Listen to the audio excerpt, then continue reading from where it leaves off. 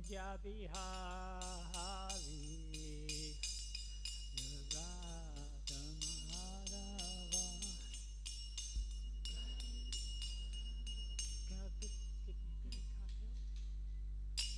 Gopi Jana Vallabha Girivardhari Jana Vallabha Girivardhari Yasodhanandana Braja Jana Ranjana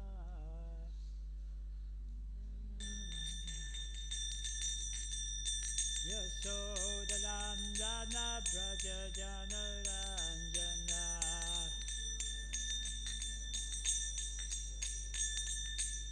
Yamuna Tira Banachari Tira Banachari Jaya Radha Madhava Kunja Bihari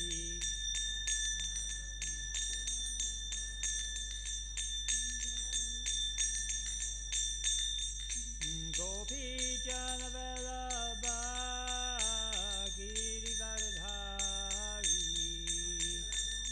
Jana Vallabha Girivardhari Yasodhanandana Braja Jana Ranjana Nandana Braja Jana Ranjana Yamuna Tira Vanachari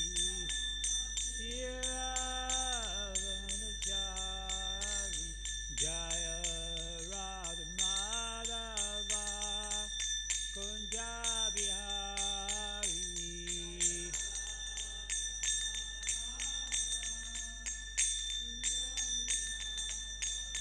Jaya Radha Madhava Kunja Bihari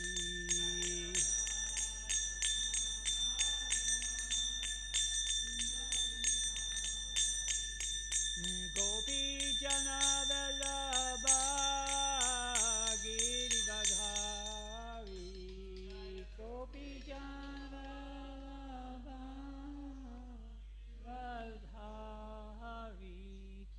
Gopi Jana Vallabha Girivardhari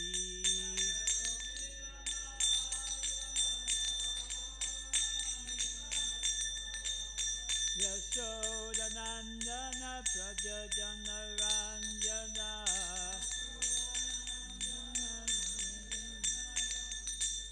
Yamuna Tira Vanachari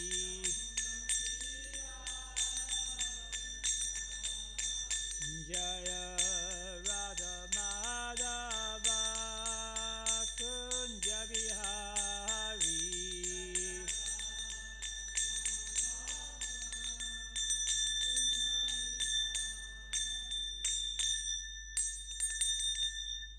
Tell Mr. Pad Paramahamsa Prabhupada Stotara Tata Sri Sri His Divine Grace A.C.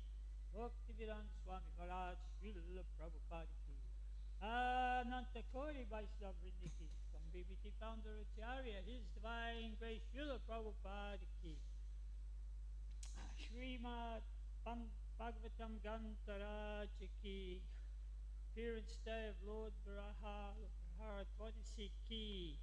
Oh, glory is the assembled devotees. Oh, glory is the assembled devotees. Oh, glory is the assembled devotees. Oh, glory is the Sri Sri Guru and Gauranga.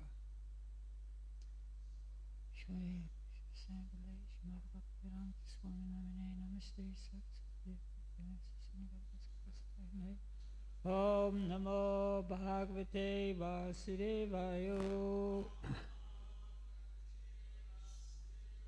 Om Namo Bhagavate Vasudevaya. Om Namo Bhagavate Vasudevaya.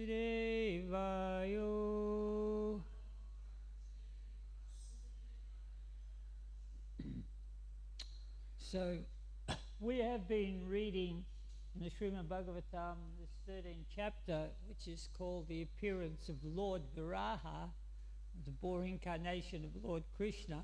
And it just so happens that today is Viraha Dwadasi, so we're right in the middle of the appearance day of Lord Viraha. So I will describe a few things about Lord Viraha, but I would like to also put it into perspective how the incarnations of the Supreme Personality of Godhead fit in with the general picture of the universe. So today is the appearance of Lord Boar, Lord Virahadev, Sukra. So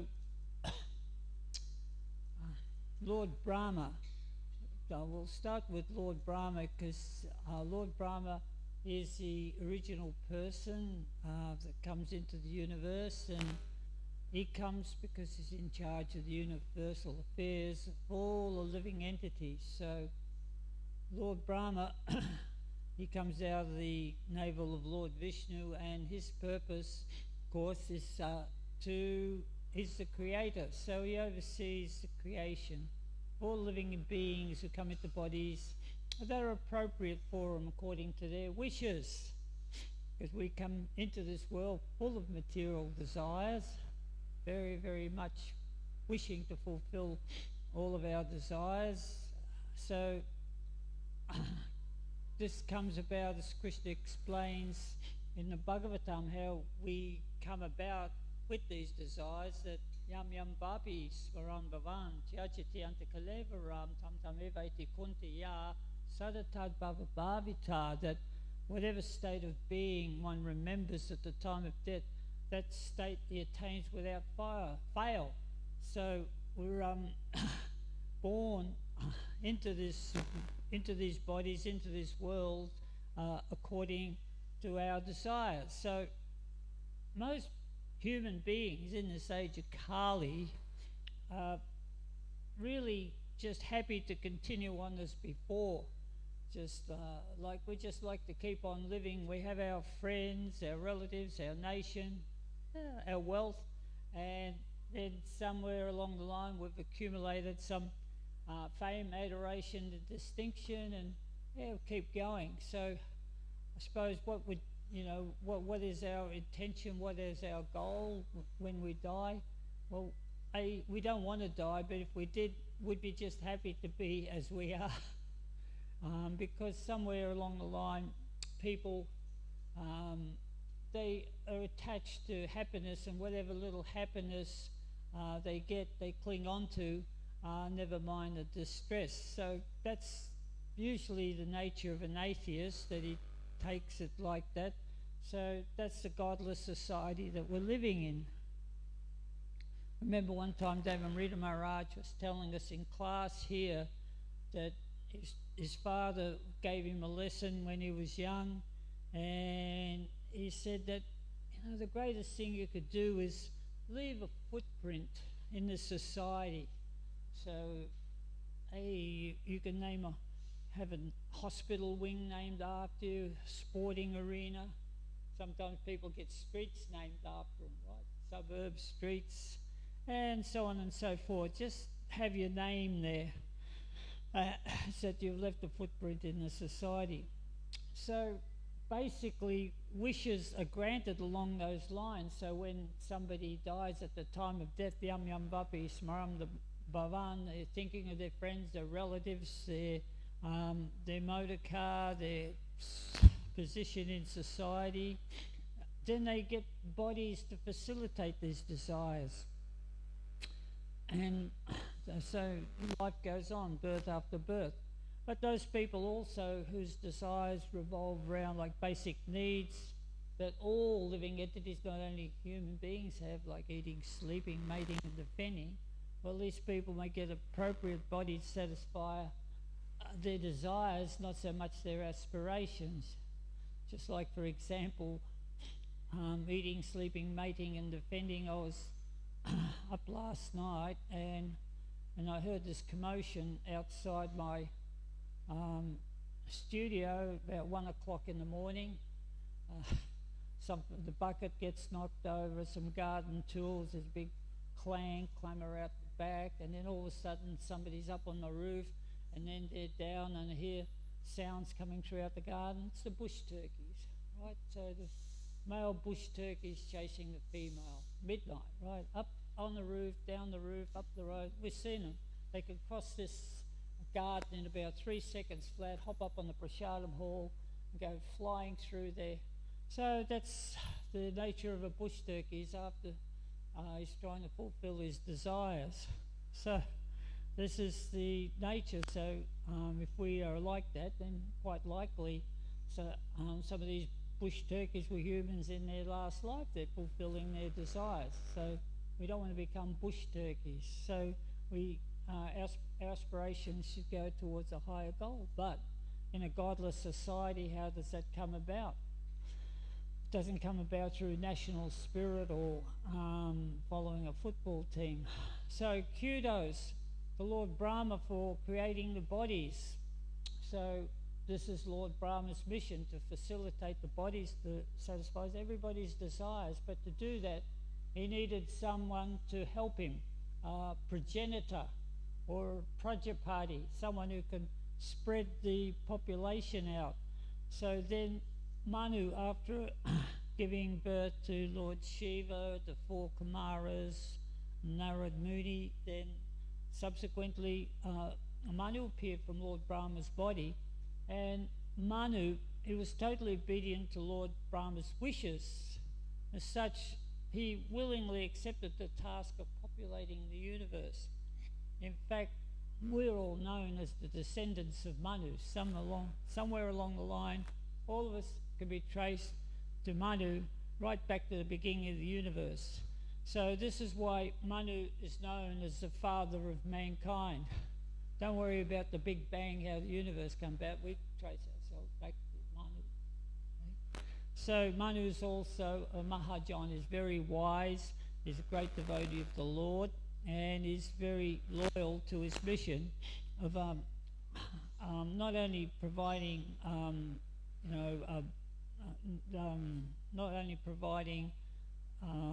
expanding the population, but trying to give the population some spiritual direction whereby they can get out of this cycle that they're in of thinking that they're just living this dream wherever they're in, but to go to their higher nature, which is spiritual nature, and then ultimately, of course, go back to Godhead.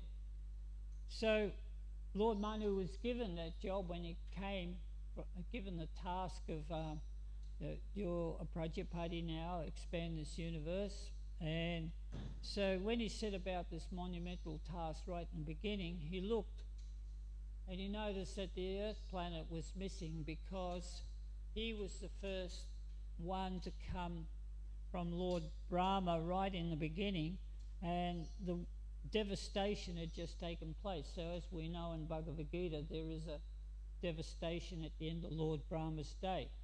So Lord Brahma's day is very, very long, and the night is also very long. So during the night, the Earth planet had sunk into the Garbhodakshaya ocean. So the Garbhodak ocean is half this water which half fills this universe. So, and the Earth planet, it's said that it sunk. So if something sinks, it sort of gravitates down towards the bottom. So it was way down the bottom somewhere. So so Manu came to Lord Brahma and appealed to him, said, if I am going to have somewhere to rule, I need, the Earth planet is my region that I'm going to rule. Can you please put the Earth planet back into its orbit? So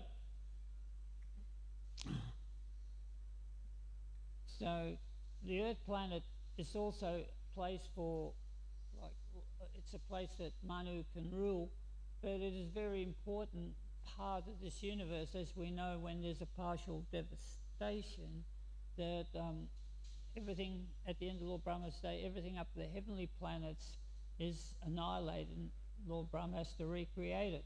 So for Lord Brahma, it was just the function of putting the planet back into its orbit. So he was wondering how is he going to do that? So Lord Brahma, as he's wondering, he's meditating, so he meditated on the Lord. So the Lord that Lord Brahma knows is the Supreme Personality of Godhead. We've just been reading how in the beginning Lord Brahma, who was born into this material universe, and he was given 2 syllables, ta and pa, to meditate. And he meditated for a very, very long time. And because his mind was so steady and he's meditating on within his heart, the Lord revealed himself within Lord Brahma's heart was Lord Krishna, the Supreme Personality of Godhead, and Lord Krishna revealed himself and his supreme abode, Goloka Vrindavan. And Lord Brahma recorded this with his beautiful prayers, which we chant, Govindamadi Pusham, where not only the supreme abode of the Lord, but all his creation, and how the Lord is situated with his creation, and how the creation comes from him, and the orders within the universe and demigods and so on and so forth. They're very, very beautiful prayers. So, of course, Lord Brahma is meditating on Krishna because that's all he knows. He only knows the Supreme Personality of Godhead, that form, the human form of Krishna, the human-like form of Krishna. So as the Lord Brahma explains in his Brahma Samhita, Ishvara Parama Krishna Satchidananda Vigraha, that Krishna is the Supreme Personality, he's the eternal, he's the beginning, he's the end, and he's the creator of everything, and he's the cause of all causes and all there is. So, so this is the same for us too, that when we come to Krishna consciousness, the first thing we learn about is Krishna. Right? We learn there's Krishna on the altar in his beautiful deity form, that Krishna is non-different from his name because it's spiritual. So we try to comprehend something about the beautiful spiritual nature of Krishna. And this, we can relate to this, that there is a creator, and the creator is perfect in every respect, and he's got a human-like form. Of course, in the material world, we're just a pale reflection of all forms that are liberated. The spiritual souls are liberated. Goloka Vrindavan, they have arms and legs, we have arms and legs like Krishna, but then the comparison pales into significance compared to Krishna's beauty. Even in the Bible, it says that God created man in his image. So for those people who are theists, this is very easy to understand. It's easy to understand God in a human form. Right? Then the penny drops, the saying goes. We learn that God is not limited to appearing in human form, but he can appear in any creature according to his will. So that it's a very profound statement, especially for someone who's very much sort of, we're in our little wells here, so to actually expand our consciousness beyond that is a mission. So then we find that the Lord incarnates from the Bhagavatam. Lord incarnates in unlimited forms, unlimited spiritual bodies. They're spiritual bodies, they're exquisitely beautiful, so much so that denizens of heavens who hundreds of times more beautiful than the most beautiful people in this earth planet, they're stunned by the beauty of the Lord. And this is also whatever shape the Lord takes birth in or appears in. Just like the Lord appears as a fish incarnation, he appears as a boar incarnation, and people are completely, the denizens of heavens are completely attracted by the Lord, and they forget about everything. They even forget about their beautiful partners, and they're just enamored by the Lord's form. Of course, the devotee hearing about the forms of the Lord is enchanted by this So for us, when we come to understanding, taking grip of the fact that Lord is unlimited in so many different ways, and all the potencies are there, then we have great satisfaction hearing about all these different pastimes of the Lord, because they facilitate the protection of the devotee. This is why the Lord comes in so many of these forms. So Lord Brahma, he's there, he's thinking about his predicament. How am I going to raise the planet Earth out of the waters of the Govardhana ocean? So I would just read, might be appropriate for me to read from the Srimad Bhagavatam this pastime of Lord Boar. So start at text 17. Sri Maitreya said, thus seeing the earth merged in the water, Brahma gave his attention for a long time how it could be lifted. 17. Brahma thought, while I've been engaged in the process of creation, the earth has been inundated by deluge and gone down in the depths of the ocean. What can we do who are engaged in this matter of creation? It's best to let the Almighty Lord direct us. O sinless Vidura, all of a sudden, while Brahma was engaged in thinking, a small form of a boar came out of his nostril. The measurement of the creature was not more than the upper portion of a thumb. O descendant Bharat, while Brahma was observing him, that boar became situated in the sky in a wonderful manifestation as gigantic as a great elephant. Struck with wonder at observing the wonderful boar-like form in the sky, Brahma, with great Brahmanas like Marichi as well as Kumaras and Manu, began to argue in various ways in the same extraordinary entity. Is this some extraordinary entity come in the presence of a boar? It is very wonderful that he has come from my nose. First of all, this boar was seen no bigger than the tip of a thumb, and within a moment he was as large as a stone. My mind is perturbed. Is he the Supreme Personality of Godhead Vishnu? So in the purport, Srila Prabhupada said, since Brahma is the supermost person in the universe, and he had never before experienced such a form, he could guess that this wonderful appearance of the boar was an incarnation of Vishnu. The common features symptomatic of the incarnation of Godhead can bewilder even the mind of Brahma. So even Lord Brahma was bewildered by the sight of the boar incarnation, but because of the wondrous nature and the growth of the boar so quickly, and it was just stupendous and wonderful, he can understand it was beyond anything that was within the body of a living entity. So it's the spiritual form of the Lord. So while Brahma was deliberating with his sons, personality of Godhead Vishnu roared tumultuously like a great mountain. The omnipotent Supreme Personality of Godhead enlivened Brahma and other highly elevated Brahmanas by again roaring with his uncommon voice, which echoed in all directions. Just a short purport here. Brahma and other enlightened Brahmanas who knew the Supreme Personality of Godhead are enlivened by the appearance of the Lord in any of his multi-incarnations. The appearance of the wonderful and gigantic incarnation of Vishnu as the mountain-like boar did not fill them with any kind of fear, although the Lord's resounding voice was tumultuous and echoed horribly in all directions as an open threat to all demons who might challenge his omnipotency.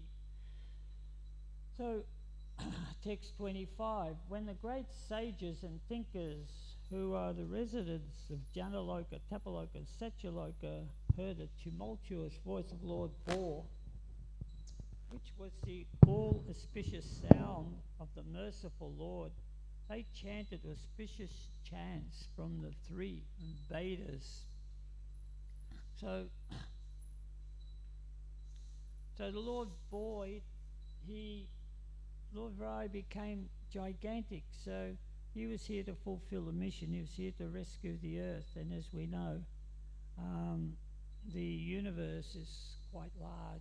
It's said that in the Bhagavatam it is 2 billion miles across. I mentioned this last time, the confusion about a billion. It used to be that a billion was a million millions, and now it's taken to be 1,000 million. But whichever, it's very, very large. But then we see the form of the Lord. In his Leela pastimes, he performs these sort of urukrama, these astounding pastimes where he expands himself. So the residents of the higher planets, which were still left, because the inundation only went up to the celestial planets, so all the sages, they were in Janaloka,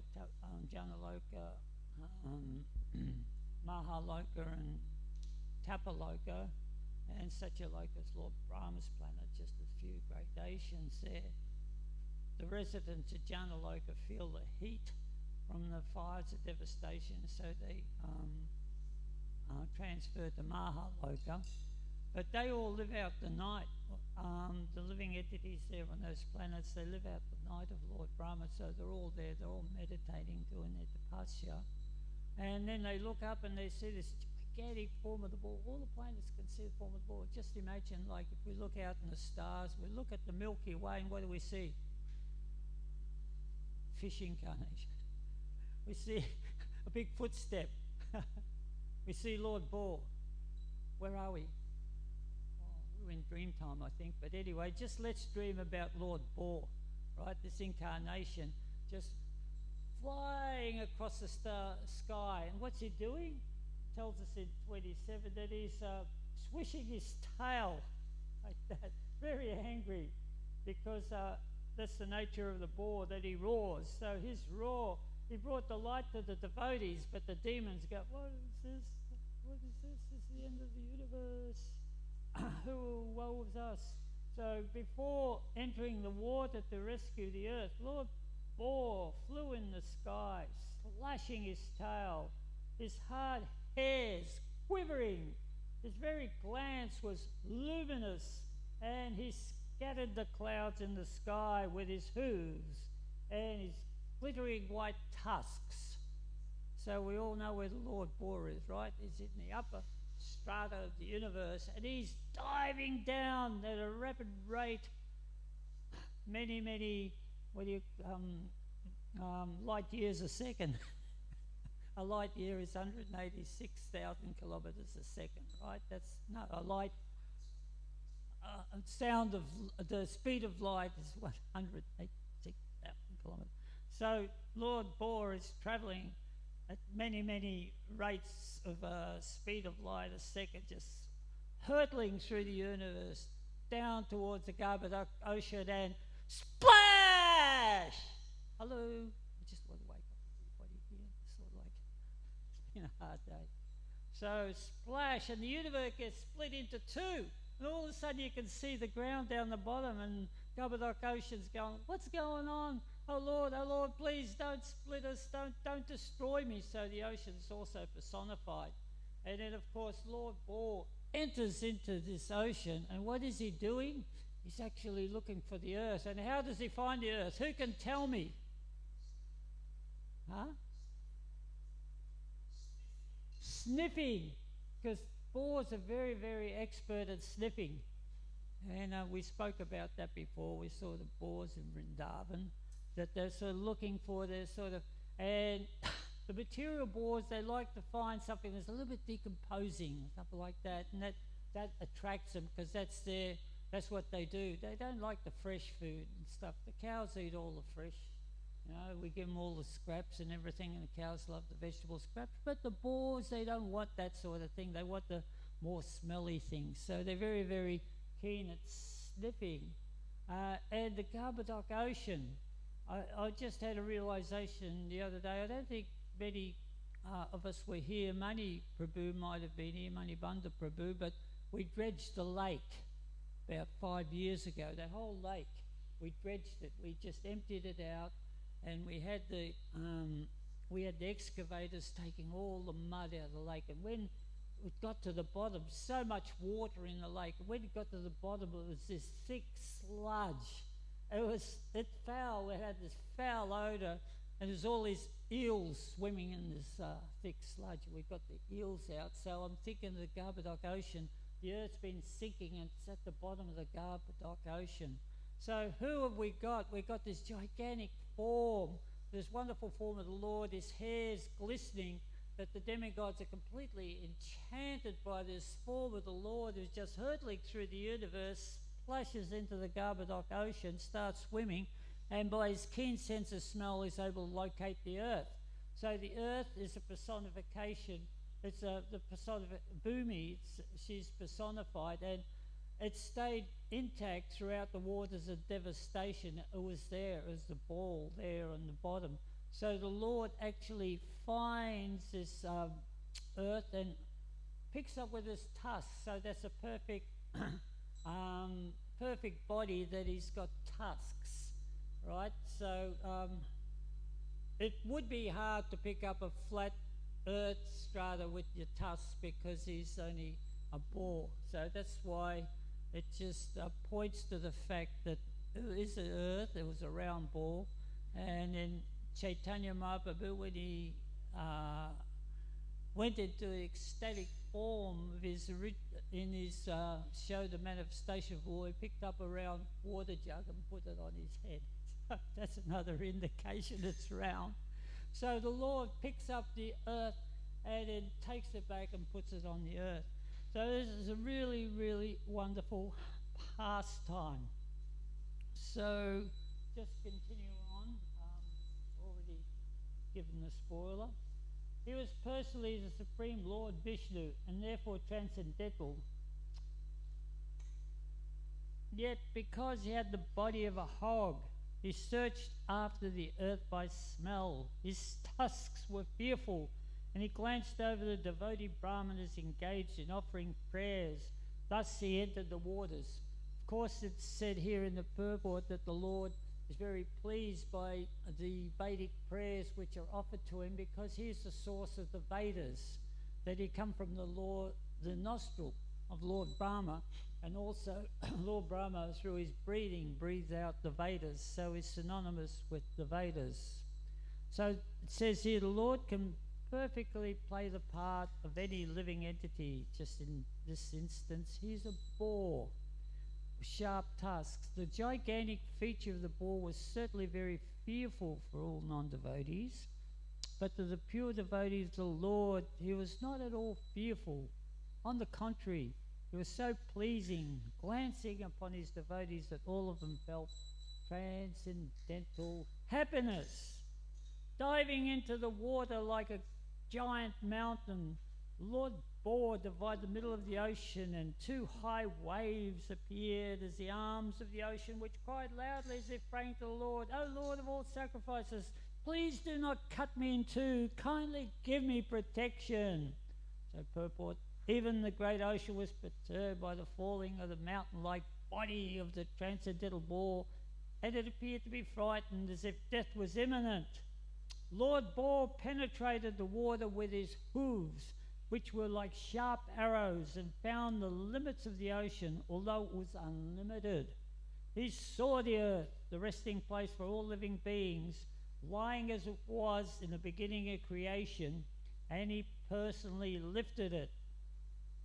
So this is a very interesting statement there, that is the resting place for all living beings, because all the living beings actually do have to come to this earth planet to work out their karma. So the entities, they might be in the heavenly planets enjoying the life of the demigods, but it's restricted.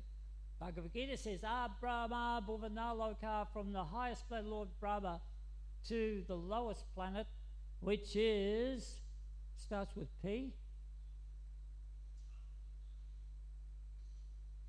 Patala Loka.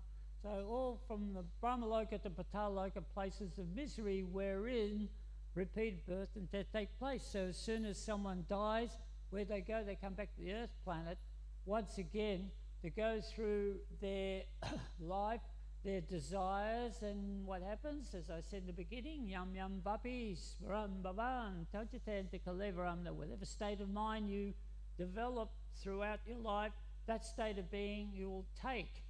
So for Lord Brahma, if he doesn't go back to God in this lifetime, he comes back to the earth planet. What does he have to do to become Lord Brahma again? He has to be a perfect grihasta brahmana for 100 births, sinless, faultless, and then he once again gets back into that either position Lord Brahma or he lives as Lord Brahma. 100 births, no mistakes. How do you reckon he'll go becoming Lord Brahma? Maybe we just settle a bit less if we want material things. We could go to planet King Indra, Tapaloka.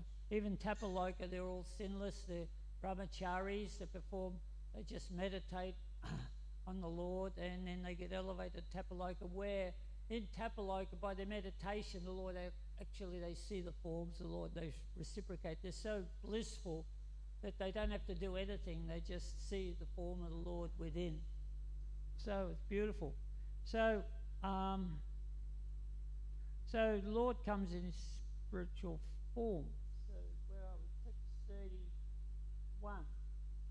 The Lord very easily took the earth on his tusks and he got it out of the water. Thus he appeared very splendid. Then his anger glowing like the Sudarshan wheel, he immediately killed the demon Hiranyaksha, although he tried to fight with the Lord. What's going on? We weren't talking about the demon Hiranyaksha, we talked about war's destruction. So, Srila Prabhupada describes in a purport here, according to Srila Jiva Goswami, the Vedic literatures describe the incarnation of Varaha in two different devastations. So, namely the Chakshus devastation, Swayambhuva devastation. So we were talking about Swayambhuva Manu. That's the name of Manu. This particular Manu we're talking about, the first Manu, his name is Swayambhuva. This particular appearance of the boar incarnation took place in Swayambhuva devastation when all the planets, other than the higher ones, Jana, Maha and Satya, merged in the water of devastation. This particular incarnation of the boar was seen by inhabitants of the planets mentioned above.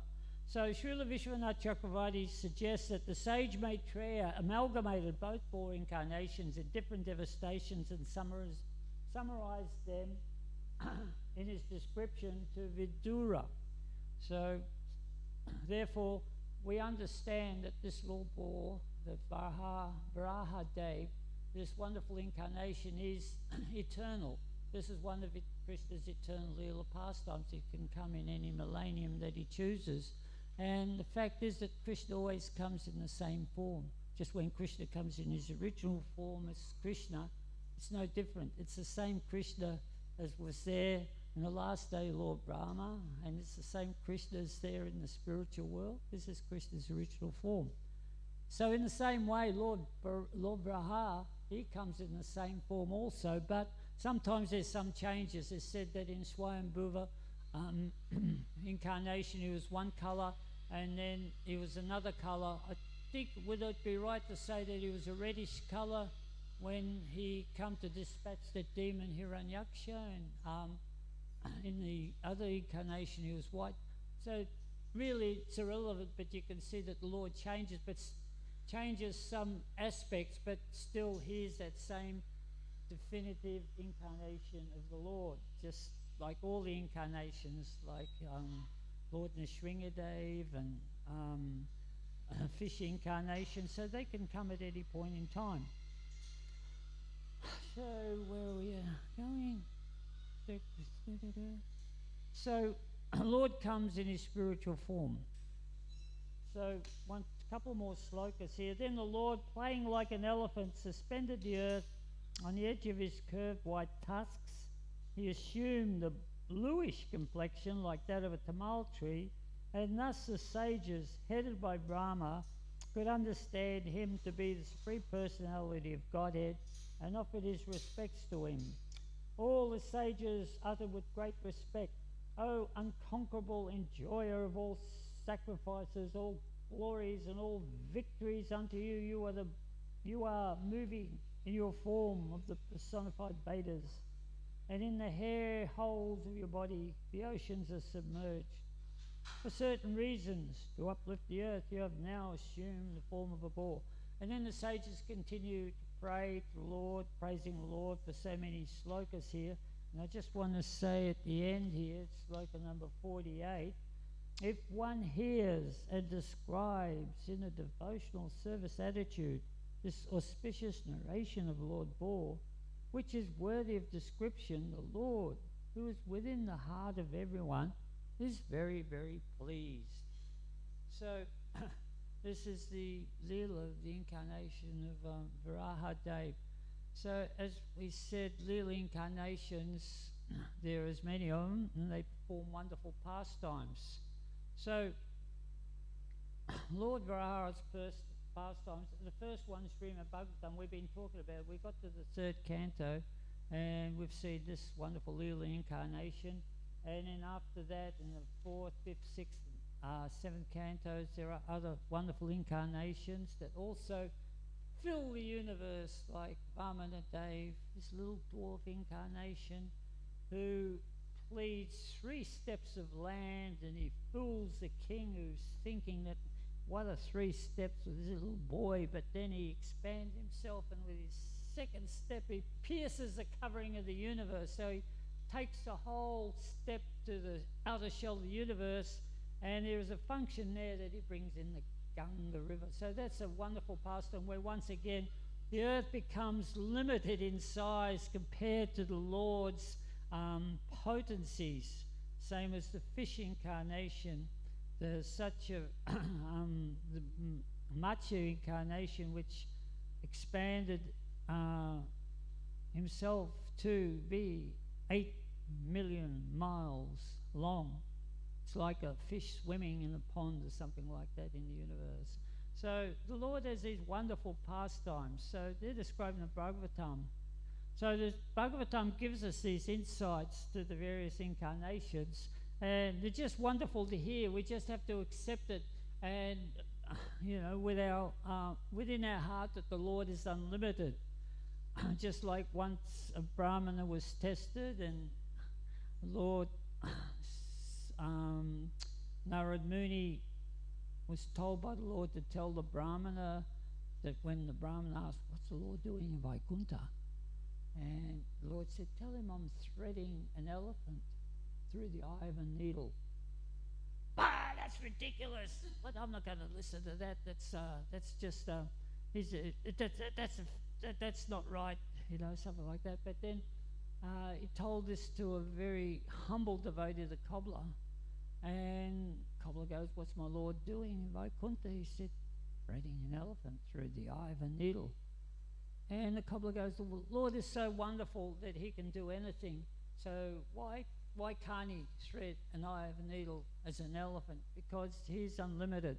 So this is the mentality where we can understand our imagination's being stretched all the time. Like materialists like to stretch our imagination by science fiction and so many films about heroes going through the universe. Well, these heroes are already there in the pages of the Bhagavatam, the pastimes of Krishna, and they're way beyond what anybody else can conjure up. But the Srimad Bhagavatam, the greatest description of the pastimes of the Lord Leela avatars we have in the Shastras is that of our Chandra avatars, Lord Caitanya himself. And he's the incarnation in this age of Kali, this particular age that we live in. It is said in the Bhagavatam, 11th canto, Krishna Varnam, Tvisa Krishnam, Sangapangastra Parasadam, Jagne Sankirtana Prayer, Yujanti Hi Sumeda Sa, that in the age of Kali, intelligent persons perform congregational chanting to worship the incarnation of the Lord, who constantly sings the name of Krishna. Although his complexion is not blackish, he's Krishna himself, accompanied by his associates and confidential companions. So this little incarnation, we have so much information about him. A lifetime of study. We have the Caitanya Caritamrita, we have the Caitanya Bhagavat, we have the Goswamis that wrote so many prolific literatures that haven't even been translated yet. There's some literatures lying in palm leaves, wrapped up in red cloth, which is insect-proof, and waiting to be opened. They haven't been opened for 500 years, all these different leelas. Just like if we go to Vrindavan and we go to the Samadhi of Rupa Goswami, they've got a concrete little shell tank, and they've put all the a lot of the literatures that were written by Rupa Goswami in there, and they've preserved them, and no one can open them up until some point in time. So there is so much Shastra, so much literature about Lord Chaitanya himself, more than any of the other incarnations. And the reason for that is that Lord Chaitanya is ushering in the process of bhakti, the yoga, love and devotion for this age of Kali, and therefore so much information is available. He comes as a hidden incarnation, so some people don't see him. Even the Vedas sometimes, it's hidden within the Vedas. It's there. There is so many statements, but you have to go looking for them, because the Lord acts as an ordinary human being to show us the example of how to go back to Godhead.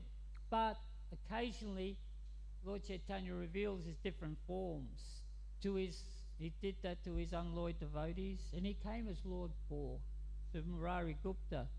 And while he was talking to Murari in his form as a boar, he named demons, and he wanted to destroy the demons, saying, because the demons, they were the Mayavadis, the demoniac mentality, saying, the Lord's got no form. He said that they are saying, I have no form, according to some of the Vedic injunctions.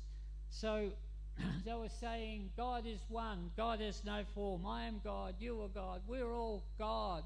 That the Supreme Person of Godhead, he has no form, we are all God. So Lord he was speaking of his grief in his form as a boar, that these people are denying that he has a form. And then in Caitanya Caritamrita we read that Lord Chaitanya meets with these people, and he converts them into Krishna Bhaktas, and he does it very smoothly through quoting the Shastras, and it's very beautiful to hear how within the Shastras said that always there is a form of God, the Supreme Person. So that's why we say Supreme Personality of Godhead. We don't say the Blessed Lord, we say the Supreme Personality. Very important to say that. So we're also directly in the disciplic succession to Sri Chaitanya Mahaprabhu himself. This is our lineage. So it is incumbent upon us to carry out his orders. And what did Lord Chaitanya say? Prativite Chaito Nata Harigram Sarvatma Saruhovi More Enam. That in every town and village, make it so that my name will be heard throughout the world. China, Russia, Mongolia, Africa, you name it. So this is what's going on in this Krishna consciousness movement. Any questions or comments? Sorry for being a bit all over the place today, but I was... Yes.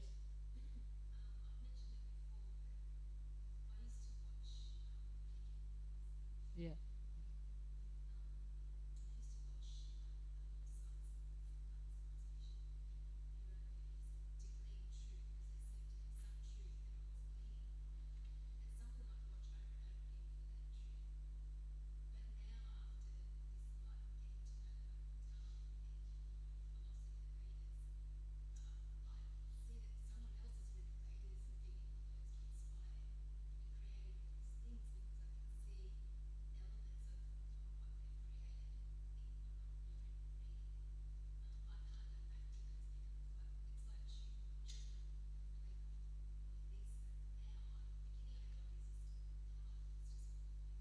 Okay, I'll just, because I don't think everybody heard that, Emerald was just saying that, you know, like a lot of us, Emerald, like a lot of us, was very much attracted to science fiction and then all these wonderful sort of imaginative movies about Star Wars and Star Trek and all these creatures from other galaxies. There's so many movies like that, and they capture our imagination, but they come from somewhere.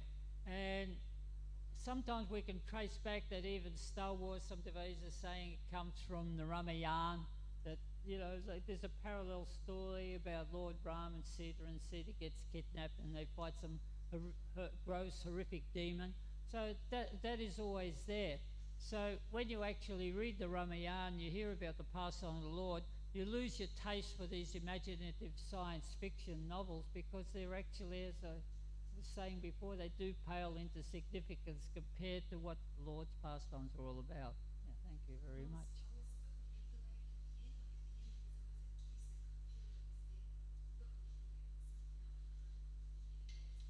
Well, yeah, the Emerald said she felt manipulated.